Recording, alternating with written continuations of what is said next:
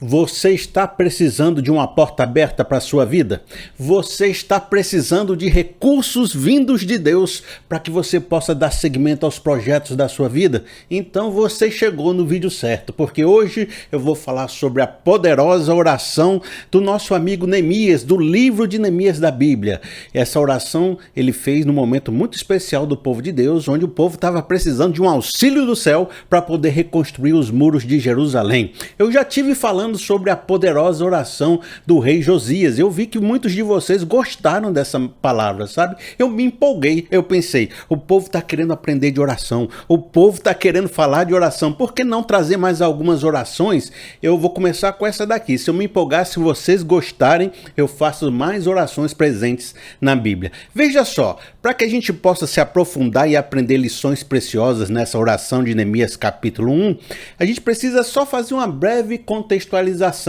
Não é para a gente entrar em processos históricos, que meu projeto aqui não é estudar o livro de Neemias, mas é prestar atenção em sua oração. A gente sabe, você conhece a Bíblia, sabe que um dos principais juízos que o povo de Deus sofreu foi a invasão babilônica. E aconteceu porque o povo estava em pecado, o povo não se arrependeu, desprezou os profetas de Deus, e acabou que chegou como juízo de Deus a vinda desse grande império babilônico, invadiu Jerusalém, destruiu tudo que tinha lá, levou um povo escravizado cativo que passou vários anos vivendo lá no exterior, Aí quando veio o Ciro, o libertador, libertou, o Império Persa tomou conta da Babilônia, os cativos regressaram para Jerusalém para começar a reconstruir a antiga Jerusalém, o antigo templo, reviver a história e a identidade dos judeus. Isso aconteceu, mas passados 100 anos começa a história do livro de Neemias. E Neemias foi um daqueles que não voltou para Jerusalém. Ele continuou lá, no Império Persa, vivendo como descendente dos judeus. Então estava ele lá no Império Persa e ele tinha uma boa colocação. Ele era mordomo do rei Artaxerxes. Estava lá, vivendo a sua vida, tranquilo e calmo, quando chegou os enviados de Jerusalém. O pessoal que estava lá vivendo em Jerusalém, aquele pessoal que tinha voltado, já estava ali há mais de um século tentando reconstruir tudo, voltou. Aí ele estava muito curioso, muito desejoso de saber como é que estava a Jerusalém dos seus antepassados e foi conversar com o pessoal, e o pessoal deu a seguinte descrição. Veja só o que diz Neemias capítulo 1, no verso 3, e eu preciso que você preste atenção nesse momento inicial, porque a gente aqui está dando uma pequena contextualizada. Preste atenção no que nós vamos fazer. Nós estamos dando uma pequena contextualizada para depois ler o que estava no coração de Neemias antes dele iniciar o processo de oração, porque isso é fundamental para a gente conseguir portas abertas e recursos vindos de Deus. Tem tudo a ver com a oração, é o que movia o coração dele para a oração. E eu preciso que você entenda isso. Aí a gente vai entrar depois, mais na frente, diretamente na oração, vamos ler a oração toda. E durante todo esse momento eu vou trazer para vocês 5 lições que ajudam a gente a atingir esse objetivo. Tá ok? Esse é o nosso plano. Eu vou repetir rapidinho, vamos lá? Eu dei aqui uma breve contextualização para que agora a gente possa entrar nas intenções que levaram Neemias a orar, e isso é muito importante, e a gente vai ler depois a oração inteira e vamos tirar 5 lições desse processo todo que vai servir para lhe inspirar e para você aprender a obter mais recursos do céu e mais portas abertas. Eita, que eu tô meio neopentecostal hoje. Tô não, quando você ver as minhas lições você vai ver que eu tô do mesmo jeito, mas não deixa de ser verdade o que eu tô dizendo. Vamos lá. O que aconteceu quando os enviados de Jerusalém conversaram com Neemias e contaram como é que estava a situação lá? Diz assim no capítulo 1, no verso 3. Aqueles que sobreviveram ao cativeiro e estão lá na província passam por grande sofrimento e humilhação. O muro de Jerusalém foi derrubado, as suas portas foram destruídas pelo fogo. Quando ouvi essas coisas, sentei-me e chorei. Preste atenção aqui, esse é um verso chave para nós. Passei dias lamentando, jejuando e orando ao Deus do céu. Mas lá na frente ele explica um pouco o que estava passando pelo seu coração, quando ele diz no capítulo 2, no verso 3. Como não estaria triste o meu rosto se a cidade em que estão sepultados meus pais está em ruína e as portas foram destruídas pelo fogo? Dito isso, vamos para a nossa primeira lição. Olha, uma grande necessidade se apresentou ao Neemias e ele se sentiu profundamente impactado com essa necessidade e se envolveu com ela de forma tal que aquilo mexeu no seu coração. Ele ficou lamentando, jejuando e orando por 4 meses. E uma das coisas que nós percebemos é que o capítulo 1 de Neemias é considerado também o tempo do seu chamado, o tempo do seu despertamento, o tempo onde ele toma consciência do seu propósito em Deus. E a gente pode então aqui tirar a primeira lição. Qual é a oração que obtém recursos do céu? Qual é a oração que abre portas, que faz com que os projetos de Deus sejam realizados? Aqueles que pertencem ou são manifestos ou procuram sanar uma grande necessidade que se apresenta, né? Uma necessidade importante. Existem pessoas sofrendo, existem pessoas em humilhação. Então toda vez que você estiver lutando por pessoas que estão sofrendo, ou por pessoas em humilhação, ou por um projeto de Deus que está morrendo e acabando e sofrendo, então você tem a certeza de que você está dentro do propósito de Deus. Ao mesmo tempo, quando você se sente plenamente envolvido, onde você sente que isso é o teu propósito, o teu chamado, aquilo diz respeito a você, então você vai estar orando segundo o quê? Segundo o que a gente sempre fala aqui no nosso mundo cristão, na nossa igreja, você vai estar orando segundo o quê? Complete aí a frase. Você vai estar orando segundo o quê? Segundo a vontade de Deus. Por quê? Porque Deus quer fazer o bem, quer agir na sociedade, quer salvar o oprimido, quer ser o libertador dos escravos, né? Que nem Jesus falava, né? Eu vim para libertar os escravos das prisões, né? Trazer vista aos cegos. Então Deus quer agir diante dos humilhados, dos pessoal oprimido, e quer que você seja a resposta de Deus para isso. E se você sente um chamado e um propósito para isso, então você está orando segundo a vontade de Deus. E o grande lance aqui, a coisa mais importante para nós, é que às vezes a gente quer orar segundo a nossa vontade ou segundo nossos desejos, e às vezes a gente fica dizendo assim: Deus, vem para o meu desejo, realiza o meu desejo, vem aqui lutar a minha luta, vem prestar atenção no que eu quero que você preste atenção. E você fica assim, ó, puxando Deus para suas coisas, né? O segredo da oração poderosa de Neemias é que ele não está puxando Deus para as coisas dele. Não está falando: Deus, eu quero ser um mordomo melhor, para mim poder ganhar mais dinheiro, para mim ter uns amigos legais que eu quero comprar ali um negócio para ele. E aí não está pensando nele, não. Ele está trazendo Deus para as coisas dele, não.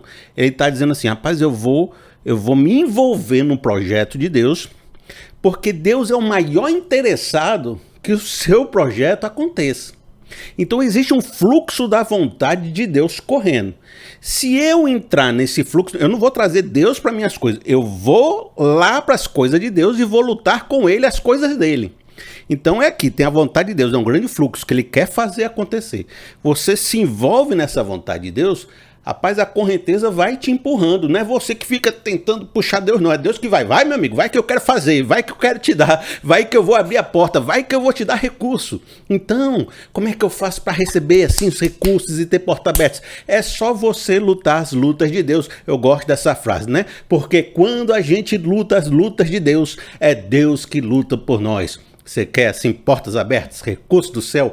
Lute segundo os propósitos de Deus. Lute segundo o seu chamado. Veja uma grande necessidade que você veja que tem a ver com aquilo que Deus quer realizar no mundo. E você vai perceber que as coisas vão andar muito mais fácil, né, para você, do que tentar colocar Deus diante das suas cobiças, dos seus desejos, que às vezes não tem muito a ver com Deus. Isso aí é que é o complicado. Olha, vamos para a nossa segunda lição. O poder da oração de Neemias está na diluição do ego. Eu quero falar isso mostrando esse contraste, né? Neemias estava muito bem de vida, tinha um salário bom, tinha um cargo de posição, era respeitado, vivia no lugar que estava totalmente protegido. Suzano é a capital do Império Persa. Ele estava lá de boa, tranquilo. Quando chegou, né, um pessoal lá de Jerusalém e contou o problema que o pessoal estava vivendo lá longe, Ele poderia não ter se envolvido, poderia, sabe, nem achar que isso tem a ver com ele, poderia continuar vivendo a sua vida de forma tranquila. Os outros é quem cuide de seu problema. Eu tô bem, o importante é que eu tô bem, que tenho dinheiro, que tenho saúde, ó, vocês se lasquem todo mundo. Mas não foi isso, porque se fosse isso, ele ia orar somente pelas suas questões, ia só pedir por ele. Mas ele se envolveu de forma tal que ele começou a não mais falar em eu, em falar em nós. E começar a dizer, rapaz, o problema do pessoal de Jerusalém é o meu problema. O problema daquele pessoal me afeta, me toca profundamente. Eu me sinto participante da identidade desse povo, sabe, dessa nação. Eu sou um judeu também, e o que acontece com meus irmãos judeus acontece comigo.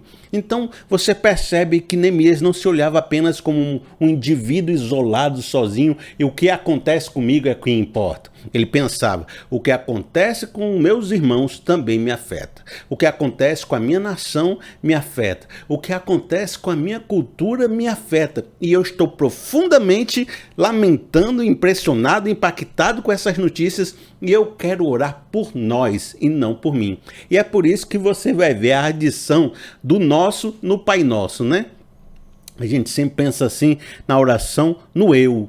Mas Jesus nos ensina a orar por nós. Pai nosso que está no céu. É uma oração coletiva, porque tanto é algo que acessa verticalmente, como é algo que acessa horizontalmente na nossa história. Nós oramos a Deus em vertical, mas falamos da vida no horizontal. O nós, a nossa igreja, a nossa comunidade, a nossa nação, o nosso povo, os meus amigos, os meus irmãos, a minha família, todos aqueles que estão próximos a mim, né? Todos aqueles que eu posso conseguir ajudar através do meu chamado e do meu propósito. Você percebe que ele faz isso muito firme. No versículo 6, no verso 7, depois a gente vai ler mais isso quando ler a oração inteira, mas é importante perceber aqui como ele trata dessa questão sempre no coletivo. Ele diz assim, olha, confessa os pecados que nós, os israelitas, temos cometido contra ti. Vê que ele fala em nós, né? Ele não fala em eu.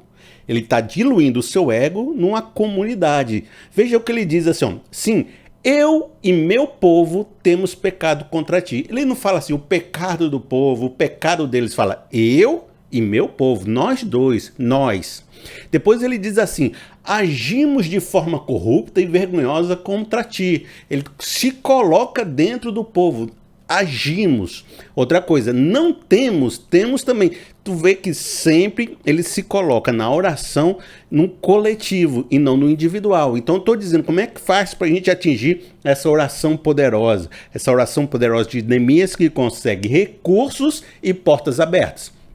Você tem que fazer uma oração muito mais pensando no coletivo, no local onde você vai atuar e vai atingir, do que nos seus próprios desejos, no seu próprio ego. Então há uma diluição do eu em favor do nós. Faça uma reflexão agora. A sua oração tem muito a palavra eu? Muitas vezes eu vejo muito pregador, muita gente falando onde o eu está no centro. Me incomoda profundamente quando ele sempre fala, eu fiz, eu aconteci, eu pedi, eu sou, eu faço. Quando eu está entronizado no coração de alguém, você pode ter certeza que Deus saiu do trono, né? Que Deus não está ali perto. Então, preste atenção, a sua oração tem muito eu, né? Deus, eu quero, eu sinto, eu faço, eu sou. Então aí há um problema. Talvez você não esteja conseguindo os recursos de Deus, que você não aprendeu a olhar para o próximo. Agora, a sua oração, essa outra reflexão, tem muito eles? E aí eu não estou fazendo uma contra-argumentação contrária, eu estou dizendo outra nuance. Por exemplo, vamos supor que você está no seu pequeno grupo, aí chega uma irmã com uma lista assim, ó.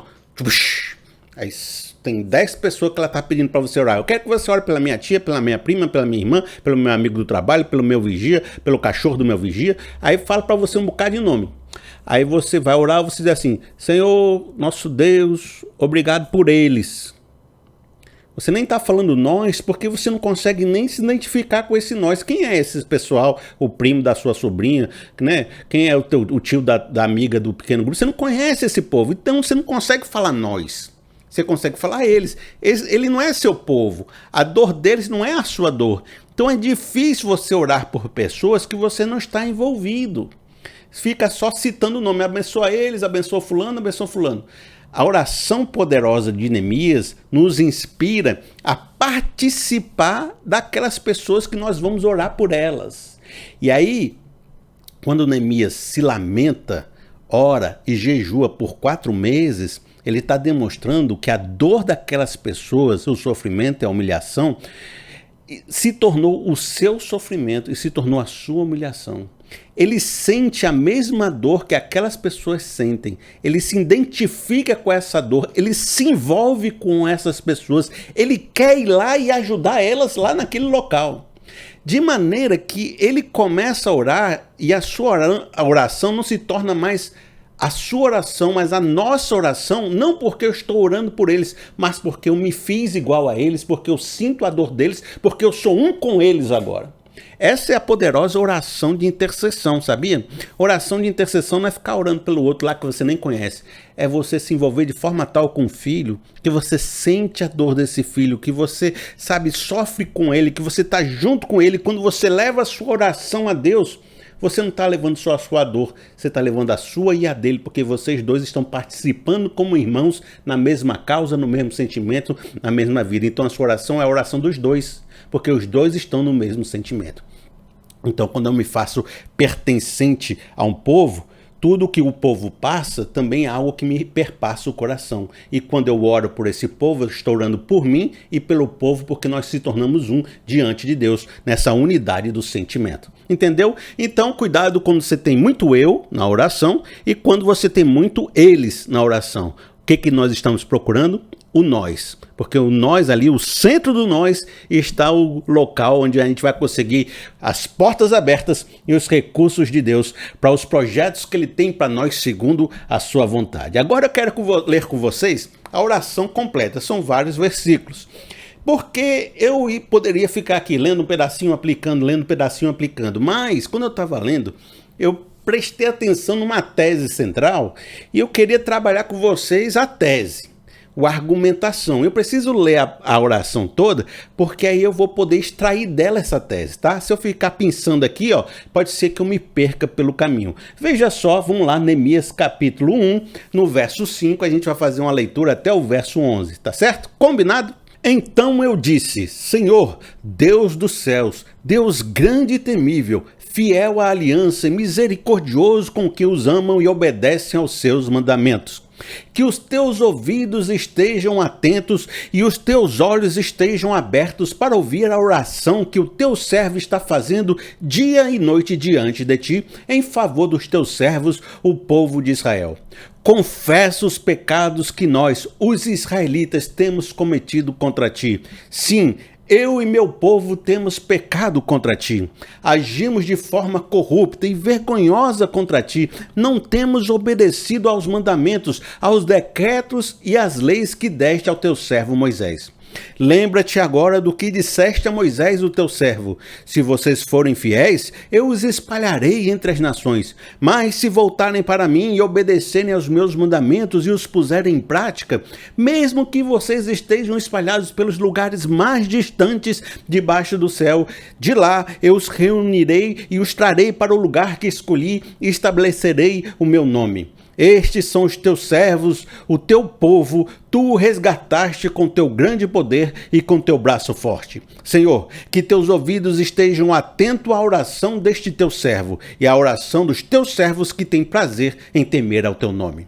Faze que hoje esse teu servo seja bem-sucedido, concedendo-lhe a benevolência desse homem. Nessa época, eu era copeiro do rei. Bom, assim como nós falamos, a gente tem que prestar atenção agora na construção de toda a oração. E eu digo que ele está fazendo um conjunto de argumentações para chegar no clímax, que é o pedido que ele está fazendo a Deus, né? Olha, Deus, que eu seja bem sucedido quando eu for falar com o rei, para poder conseguir os recursos e as portas abertas para eu ir lá para Jerusalém reconstruir os muros. Esse é o pedido final, mas até chegar nesse pedido ele faz uma série de argumentações. Então eu quero trabalhar com vocês essa fórmula, aquele que argumenta com Deus e depois faz um pedido e consegue aquilo que foi contemplado, né? É contemplado naquilo que pediu. Então essa é a fórmula, tá certo? Vamos argumentar com Deus, depois vamos fazer o pedido e depois vamos receber aquilo que nós pedimos. Bom, a gente vai construir 2 argumentos e depois chegar até o pedido. O primeiro argumento que ele fez, ele estava tratando da seguinte questão: olha, Deus é justo, Deus é todo-poderoso e ele é fiel, ele tem uma fidelidade à sua aliança e ele é fiel ao seu povo, que ele escolheu, né? Segundo, ele disse que ele foi justo, ele aplicou a sua justiça naquilo que ele prometeu. Então o povo está sofrendo, né? O povo foi desgarrado pelas nações, recebeu juízos, porque o povo foi infiel às alianças, né? O povo não cumpriu o que tinha que cumprir e, segundo a promessa estabelecida, recebeu aquilo que deveria ter recebido. Então, nós estamos sofrendo porque Deus é justo, não porque Deus é mau, não porque Deus é infiel, não porque Deus errou na aplicação do seu julgamento. Nós estamos sofrendo porque nós fomos pecadores, quebramos as alianças. E Deus é justo, é fiel, ele fez aliança com a gente, ele, sabe, é poderoso e ele vai sempre estar junto conosco nessa caminhada. Essa fórmula de argumentação inicial serve para relembrar a Deus ou para estabelecer de que, embora a gente esteja sofrendo porque pecou, embora a gente esteja sofrendo porque a gente desobedeceu aos mandamentos, embora a gente tenha sofrido tudo isso, importa relembrar de que a gente ainda é o povo de Deus, de que ainda Deus tem compromisso conosco, de que Deus ainda nos ama, de que Deus agiu dessa forma porque a gente foi pecador, mas ainda estamos aqui diante dele e Deus ainda está conosco nesse processo. Sempre quando você observar as quedas dos homens de Deus durante a Bíblia, os distanciamentos de Israel e de Judá, você sempre percebe que, embora isso tenha acontecido, sempre a conexão com Deus retorna à aliança, retorna a esse compromisso que Deus tem com o povo.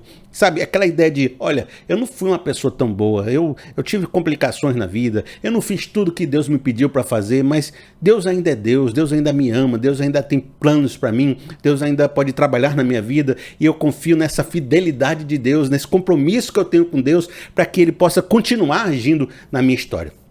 Essa foi a primeira argumentação de Neemias. Ele invocou a aliança, mesmo sendo a mesma aliança que provocou o mal, né, provocou o juízo no povo, mesmo sendo essa aliança aquela que deixou a gente em situação complicada porque a gente desobedeceu ela, né?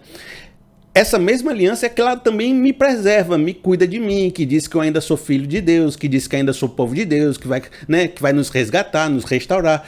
A aliança está lá também para fazer o bem, não só para fazer o juízo, mas também para fazer a restauração. A segunda argumentação está nesse dilema. Olha, Deus é justo, Deus não é mau, ele só aplicou a sua justiça, aquilo que ele prometeu, ele ainda é o nosso Deus, ele ainda é fiel a nós, mas nós fomos infiéis e estamos sofrendo, né, um juízo por causa disso. Tudo isso que aconteceu a gente foi porque a gente se distanciou de Deus, né? Então, como a gente pode fazer agora para conseguir o favor de Deus de novo, para conseguir essas bênçãos que nós estamos contemplando?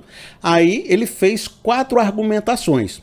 A primeira, ele invocou a misericórdia de Deus, né? Ele disse, olha, Deus é justo, Deus é temor, todo-poderoso, né? Ele coloca as suas promessas, espera que a gente cumpra, né? E se a gente não cumprir, ele vai nos espalhar sobre a terra, ele é justo, né?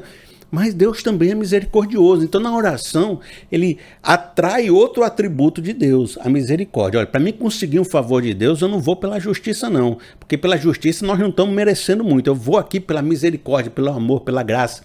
Então, a gente precisa relembrar nessa nossa argumentação que Deus é justo, é verdade. Que Deus pode pesar a mão às vezes? Pode. Mas Deus também é amor, é misericórdia. E Ele pode nos perdoar, nos restaurar, nos reedificar. E é por aí que eu vou, né? O Neemias, eu vou por essa questão aqui, porque eu preciso me segurar na graça e não me segurar, eu vou me segurar na misericórdia, tá certo? Então ele se segura na misericórdia. A segunda coisa que ele pensa é, mas uma vez que eu estou contemplando a graça e a misericórdia de Deus e a gente pecou, e eu acho que a gente já está se restaurando desse pecado, a gente está num outro momento, mas vamos supor que ainda existe alguma questão, né, algum pecado que esteja impedindo a gente de ir para frente. Então vamos fazer o seguinte, vamos reforçar esse sentimento que a gente precisa pedir perdão a Deus e se arrepender dos nossos pecados, né? Se eu quero invocar a misericórdia de Deus, então vamos invocar direito? Então ele começa a confessar os pecados, a pedir perdão, a se colocar de forma humilde diante de Deus. você tem a sua aliança, né? E a gente sofreu porque a gente desobedeceu você. Então, antes de tudo, deixa eu falar um negócio. Me perdoe pelo que nós fizemos. Perdoe seu povo. A gente ainda é seu povo, você ainda gosta da gente ainda tá junto, tá tranquilo. Mas, antes de tudo, deixa eu fazer o seguinte. Me perdoa, Deus, por não ter sido tudo que você queria, desejava e esperava que a gente fosse. Me perdoa por ser corrupto, por ter brigado com meu filho, de ter chateado a minha mãe, de ter tomado aquela decisão errada naquele período da minha vida. Aí você também vai junto comigo, né? Você se agarra na graça, você pede perdão a Deus. A terceira argumentação que ele fez foi, ora, se Deus tem uma promessa dizendo que se a gente for infiel, ele vai nos espalhar sobre as nações, a mesma promessa diz, e eu estou debaixo dessa aliança, que se a gente for fiel, ele vai nos reunir das nações, vai nos restaurar e vai, né, nos tornar prósperos novamente. Então, a mesma promessa que pode nos causar destruição é a mesma promessa que pode nos causar a reconstrução. Então, invocando essa promessa, ele diz, agora que eu estou pedindo perdão, agora que a gente está assim, se reconciliando, e agora que eu estou agarrado com a misericórdia, então vamos através dessa reconstrução que você também prometeu, e por aqui, Deus, eu estou no projeto aqui de reconstruir Jerusalém, de trazer os recursos, de juntar teu povo, de fazer essa obra acontecer novamente. E o quarto argumento foi esse que ele trouxe, ele disse, olha, mas você está vendo, né? E já está acontecendo isso, né? Olha, o Jerusalém já não foi reunida entre as nações? A gente não está mais naquela época de Jeremias, naquela época de Isaías, naquela época de Miqueias, né? Onde tudo estava sendo destruído, onde o povo estava totalmente corrompido, estava todo mundo sendo espalhado pelas nações. Aquela época já passou. A gente está vivendo agora um momento que já passamos o castigo, já passamos a Babilônia, já estamos de volta em Jerusalém. Ou seja, de alguma forma, Deus, você está encontrando fidelidade no teu povo, você está encontrando vontade de acertar, você está encontrando a restauração. E a gente está no meio do processo da restauração. Então a gente está faltando ainda completar essa restauração, Deus. Então, Deus, olha, como está faltando ainda completar todo esse plano, por que você não me usa e não usa a minha influência aqui no palácio para a gente fazer isso acontecer? Eu sei que é da tua vontade, eu sei que isso já está acontecendo, eu quero me entregar nesse negócio, eu já estou pedindo perdão por todo mundo, a gente está no novo momento, no momento da reconstrução, por isso aí vem o fechamento da oração, né? O fechamento da oração diz, por isso me ajuda, Deus, quando eu for falar com o rei, para que aquele rei, ele escute o meu pedido, ele me libere e ele mande recursos para que eu possa passar por todas as províncias e ninguém fazer nada comigo, eu chegue até lá e vença todas as oposições, reconstrua os muros de Jerusalém e fortaleça o meu povo de novo. Deus, me ajuda aí, libera aí uma palavra, porque a gente vai fazer essa obra acontecer. Presta atenção na nossa terceira lição.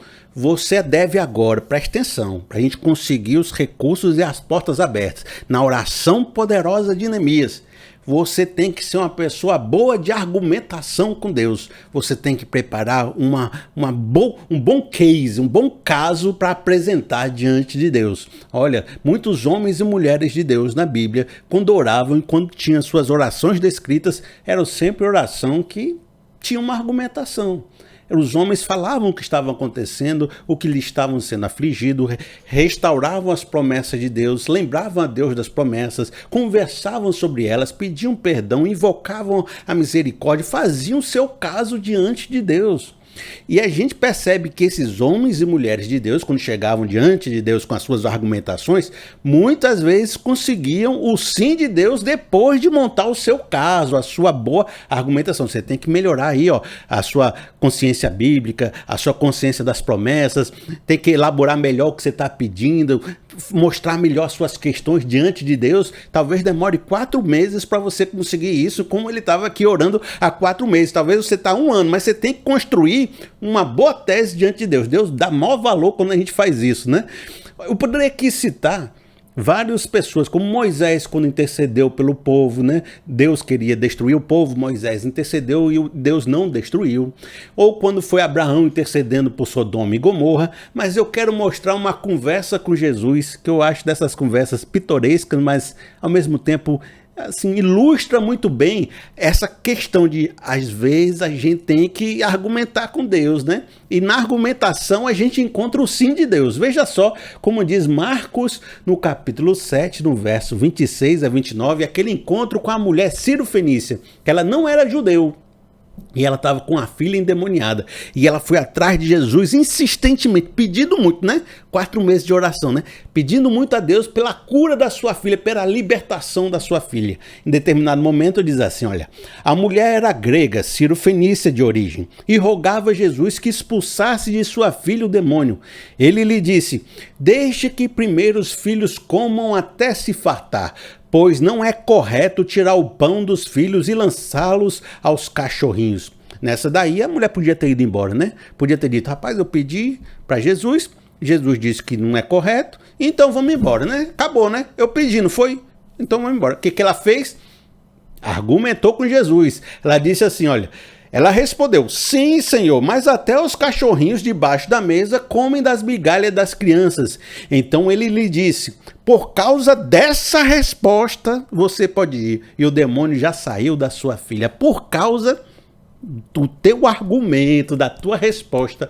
A gente vive um mundo cristão muito dentro da caixinha às vezes, né? Normalmente o pessoal que me escuta, tem um pessoal de outras igrejas que não tem essa caixinha não, mas você que me escuta, muitas vezes, a gente tá dentro daquela caixinha argumentativa que não deixa a gente pisar fora do pinico, né? E essa caixinha diz assim, rapaz, você não consegue mudar a mão de Deus, você não consegue mover o coração de Deus, você pode ter o melhor argumento do mundo que Deus vai fazer só o que Ele quer fazer, então você só ora para conseguir uma questão terapêutica, né? Para Deus consolar seu coração, para Deus lhe fortalecer, mas na oração você não consegue assim mover Deus ou fazer Deus liberar um sim. Mas não é bem isso que a gente vê em muitas passagens bíblicas. E às vezes a gente tem que parar de pensar demais. Veja só o que eu estou dizendo para você. Às vezes você tem que parar de pensar demais e só ser filho. Só ser um adorador. Só ser uma pessoa que tem fé em Deus. E usar essa fé e dizer assim, rapaz, eu vou pedir a Deus. Se Ele vai dar, se não vai, se dá certo, se não dá.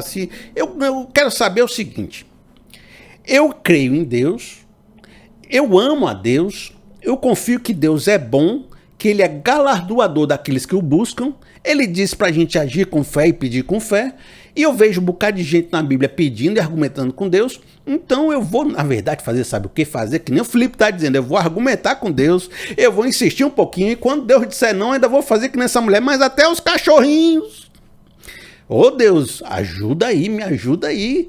Então, às vezes, eu estou incentivando você a conversar mais com Deus e argumentar, e se Ele falar não, você de repente conversa ali no não, coloca os seus argumentos, pergunta por quê, sabe, diz para Deus te revelar, faz o teu argumento, aí faz o teu caso diante de Deus. Quem sabe numa dessas respostas que você der, não diz aqui, ó, por causa dessa resposta, você pode, quem sabe você não dá a resposta certa para Deus.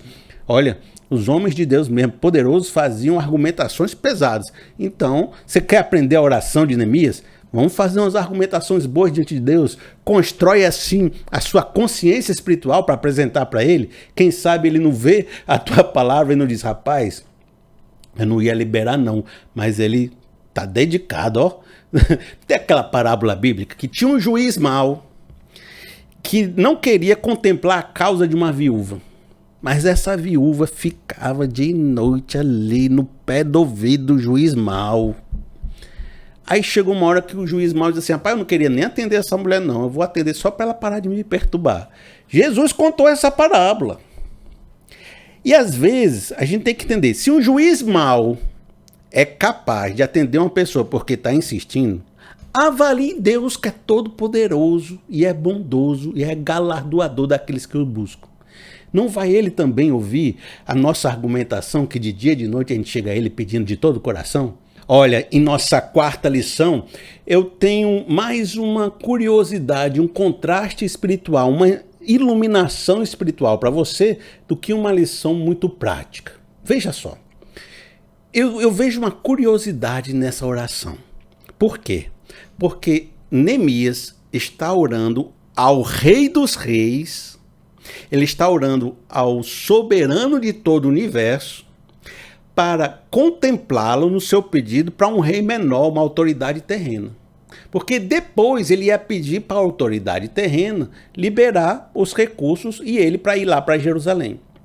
Quem é a maior autoridade que tem que dizer sim? É o rei Artaxerxes ou é o rei soberano sobre todo o universo?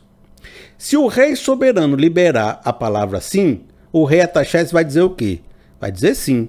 Se o rei soberano dizer não, o que o rei Artaxerxes vai dizer? Não. Então, na cabeça de Neemias, antes de pedir para o rei ou receber um sim e um não do rei Artaxerxes, importante é saber o que o céu ia dizer, o que o Deus ia dizer. E essa consciência vem de onde? Vem depois do exílio babilônico. Depois, olha, quando tudo aconteceu, onde todas as peças do tabuleiro das nações foram movidas naquela época do grande juízo da Babilônia, houve uma consciência que penetrou nos profetas e em todo o povo, de que não era a Babilônia que era uma nação mais poderosa do que o povo de Deus, ou mais poderosa do que Deus. Não era Nabucodonosor que era um grande, um próprio Deus encarnado que ia virar uma estátua de ouro no meio de todos os povos. Não. O que o povo entendeu é, a Babilônia só está onde está porque tinha propósito de Deus ali. E Deus que moveu as peças, Deus levanta as nações e derruba as nações. Olha, se Deus quiser agir, quem impedirá? No dia da ação do Senhor, nos sobra um.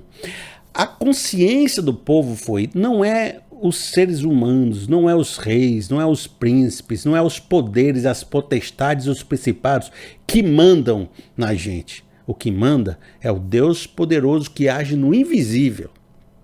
E quando esse Deus quer mover as peças, a gente tem que, na verdade, buscar ele para entender o que ele está fazendo e se submeter a ele para poder sobreviver, reconstruir e viver mais um dia.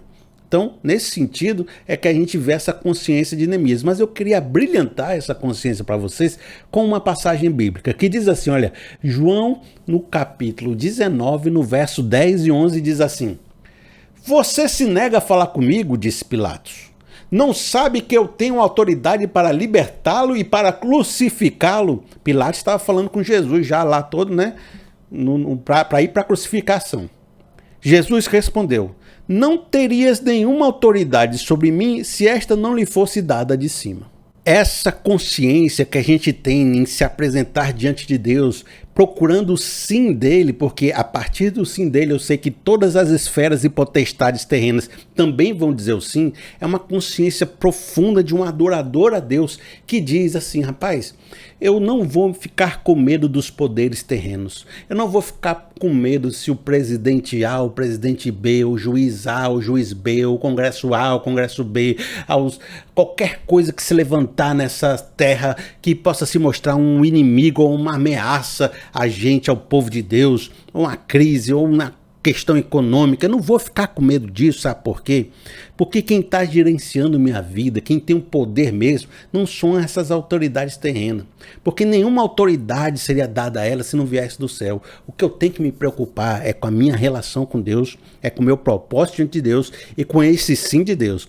Porque a partir do momento que eu acertar a minha questão com Deus, as coisas aqui começam a portas a abrirem, aos recursos serem depositados, porque Deus está em confiança comigo para a gente realizar uma obra. E isso me tira dessa zona do medo, me tira dessa zona da desconfiança, do me fechar em mim mesmo, de achar que eu não posso fazer nada contra questões do muro de Jerusalém. Ela me tira dessa desconfiança e me coloca numa posição de fortalecimento. E me diz, rapaz, quer saber? Eu vou orar a Deus porque Deus tem poder para mudar realidades. E se Ele me disser o sim, não tem nada que possa me impedir. E essa própria força da fé, quando ela entra no seu coração, ela pode provocar a abertura das portas que estavam fechadas, né? O povo vai dizer assim, rapaz, não vou ficar na frente desse cidadão não. Ele está com tanta confiança, está com tanta unção, está com tanta espiritualidade, está com tanta fé, deixa ele fazer, vai que ele consegue construir os muros.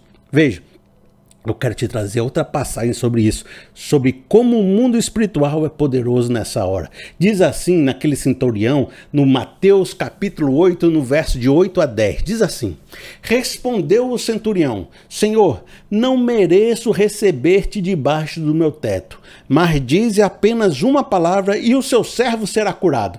Pois eu também sou homem sujeito à autoridade, como soldado sobre o meu comando. Digo a um, vá, e ele vai, e a outro, venha, e ele vem. Digo ao meu servo, faça isto, e ele faz. Ao ouvir isso, Jesus admirou-se e disse aos que o seguiam: digo-lhes a verdade, não encontrei em Israel ninguém com tamanha fé. O que eu quero com essa quarta lição não é nada muito prático, mas é que você mude uma consciência. Você tem grandes desafios para vencer. Você tem verdadeiras fortalezas para romper. A porta que você está considerando abrir é muito difícil de abrir. Talvez os recursos que você precise para fazer a obra que Deus te deu sejam grandiosos demais e você não acredite. Você não acredite que possa romper com esses poderes, essas potestades, esses principados. Mas eu digo a você, pare de achar que Ataxerxes é um rei grande, pare de achar que os desafios são grandes demais, confie em Deus, porque Deus tem autoridade para fazer muito mais do que nós pedimos ou pensamos. Ele é o Senhor sobre todas as coisas e quando Ele liberar uma palavra na sua vida, as portas vão se abrir. Por isso, amigo, confie no poder da oração. E se você confia no poder da oração, fique 4 meses orando, dedique tempo da sua vida em oração e Deus vai te revelar, seja o sim, seja o não, ou seja, o redirecionamento da sua vida. Mas o importante é que você, debaixo do fluxo da vontade de Deus, é uma pessoa imbatível, porque quando você lutar as lutas de Deus, é Deus que luta por você. A quinta lição, e a lição mais rapidinha que eu tenho para vocês, é aquela que vai ser mais curtinha para a gente finalizar o nosso entendimento, é o seguinte: Neemias estava pedindo uma porta aberta, uma libertação. Estava pedindo de Deus recursos necessários para ir para Jerusalém para construir os muros. A gente pode pensar que essa história trata de tijolo, trata de madeira, trata de ação burocrática, de liberar uma carta para ele passar pelos governadores, trata de resolver a questão com dinheiro e com recurso. Mas a gente sabe que R$1.000 na mão de uma pessoa faz uma grande obra. E R$1.000 na mão de outra pessoa acaba em 10 minutos. Às vezes, a pessoa certa no lugar certo faz uma grande obra. E quando Deus está liberando recursos para a construção de Jerusalém, Ele está liberando só tijolo, está liberando só madeira, está liberando só autorização burocrática. Não está liberando só isso não. O que ele está fazendo? Ele está enviando Neemias para ser um governador daquela região por aquele período de tempo, para ser aquele construtor que vai fazer essa obra. Mais importante do que os recursos que Neemias estava levando, ele estava levando a ele mesmo. E nesse sentido eu digo, Neemias era o líder que Jerusalém precisava naquele momento de necessidade. Não eram os recursos, não era dinheiro, era uma pessoa capaz de motivar, de dar fé, de juntar famílias, de dizer, você vai ficar aqui, você vai ficar ali, a gente vai fazer isso, você vai ser guarda, e olha, junta todo mundo, escreve o nome de todo mundo, vamos organizar. Neemias era o recurso de Deus para aquele deserto. Quando a gente ora a Deus pedindo que Deus libere recursos, pedindo que Deus, abra portas, a gente às vezes ignora o fato de que nós somos o recurso de Deus, nós somos os agentes do reino indo nesse mundo e transformando realidades. Você é um recurso poderoso. Se você estiver agindo, na sabedoria de Deus, na consciência de Deus, na palavra de Deus, aquilo que você pode fazer simplesmente por estar lá agindo, em nome de Deus, pode ser muito maior do que um recurso que você consiga hoje ou amanhã. Todo mundo sabe. Às vezes a gente dá um emprego para uma pessoa, essa pessoa não é fiel, não é diligente, não faz com zelo, ele perde o emprego um mês depois. Aí a gente ficou aqui 1 ano pedindo uma porta de emprego, aí o fulano consegue e perde o emprego. O que adiantou ganhar uma porta de emprego se o fulano perde o emprego? Então, maior do que conseguir uma porta aberta é você se tornar esse homem e essa mulher de Deus que consegue, através dessa porta, realizar a missão de Deus. Porque se você for essa pessoa, as pessoas vão abrir a porta para você. Se você é uma pessoa que consegue manter o projeto vivo e ativo, as pessoas vão dizer, pois tome, faça aí, porque a gente confia em você. Então as próprias pessoas vão abrir essa porta e vão conceder para você os recursos. Você é o principal recurso de Deus. Então, vou terminar essa palavra dizendo, quando você estiver buscando aí, em oração, né, o recurso de Deus, você vai ouvir uma vozinha dizendo assim, rapaz, você é o recurso que eu vou enviar para aquela comunidade, para aquele nós, para aquela necessidade. Pô, meu amigo, vai lá, que a minha bênção esteja sobre você. E quando você for lá e falar o que eu te dizer para falar e fazer a obra que você tiver que fazer, eu vou abençoar o seu caminho e a sua sementeira vai frutificar.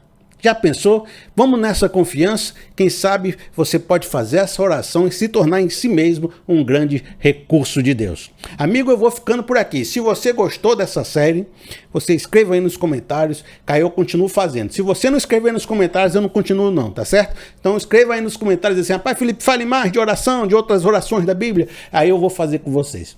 Se vocês quiserem me abençoar com um Pix, com uma oferta, para mim, para me ajudar, para mim continuar fazendo esses vídeos, para me completar meu mês aqui pagando minhas contas. Se você quiser me ajudar assim de gratidão, de coração, não se constranja, faça aí porque tem sido importante a participação de todos vocês. Faça através do Pix pr.felipeseabra@gmail.com pr.felipeseabra@gmail.com. E sempre que você mandar ali a sua oferta, a sua contribuição, coloca ali algo escrito, que o Pix dá aquela oportunidade de a gente mandar uma mensagem junto com o valor, tá certo? Combinado? Se inscreva no canal, dá aquela apertada no like, compartilha com o maior número de pessoas que você puder e até o próximo vídeo.